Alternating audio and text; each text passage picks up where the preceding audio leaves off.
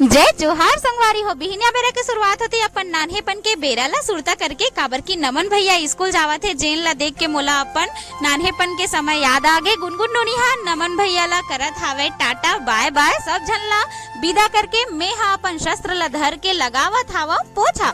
माँ के सपना बड़ दिन के रही सावे कि एक ठन तुलसी चौरा लानतेस रे, एक ठन तुलसी चौरा लानतेस के तब फाइनली आज हमर घर तुलसी चौरा आगे हवे।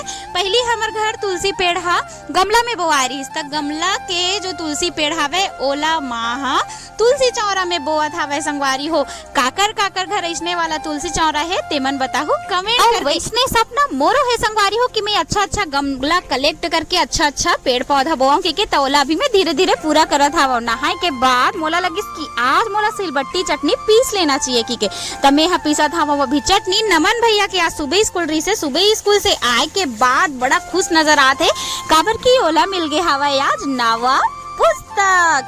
त संगवारी हो संझा के बेरा मैं हा तैयार हो गए हवा जुड़वास में शीतला जाए बर। त ये वाला वीडियो ला आप मन कौन कौन देखे हो तेमन बताओ कमेंट करके। और जे मन नहीं देखे हो तेमन जल्दी से जाके हमार बड़े वीडियो में देख लू वो में हमार पूरा वीडियो हवे।